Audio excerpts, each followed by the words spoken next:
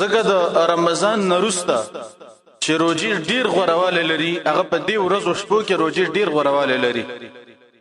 نبی صلی الله علیه وسلم چې کله د مکې نه هجرت وکړ مدینې ته، په مدینه کې يهود ولیدل چې هغه به د محرم کې د عاشوري د ورځې یعنی لسم د محرم به يهودو په دې ورځ باندې روزه نیول او د دې ورځې تعظیم به کوو.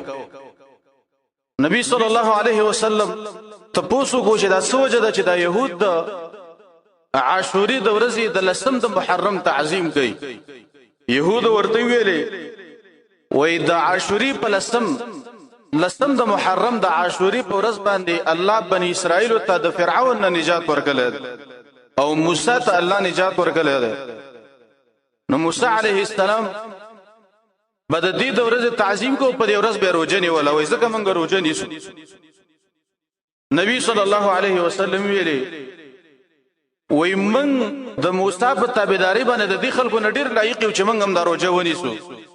صحابه وای موږ ته نبی صلی الله علیه وسلم د عاشوري د ورځې یعنی لسم د محرم د ورځې د روزي د نیولو ترغیب به موږ ته نبی صلی الله علیه وسلم راکاو چې تاسو ګره د روزه نیسئ او د عاشوري د ورځې د روزه چې دا دومره غوړواله لري چې دا د یو کال ګناونه انسان ته الله رب العالمین د دې روزي په وجه باندې بخي. د عاشوري د ورځې روزه نیول د دې په وجه باندې الله رب العالمین انسان ته د یو کال ګناونه بخي.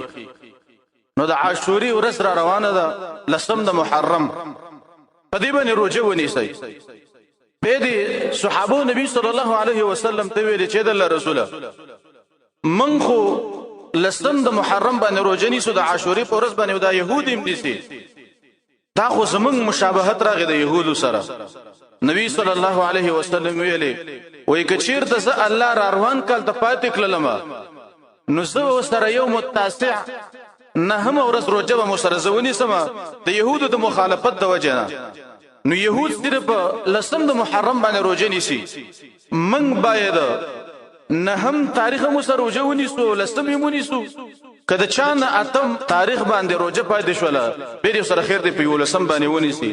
خو د مخالفت د وجه نه چې د يهودو سره مخالفت راشي باید منګو تاسو یو سره نه هم ملګری کو یو سره یو لسم ملګری کو او د روزه منګو تاسو ونیسو.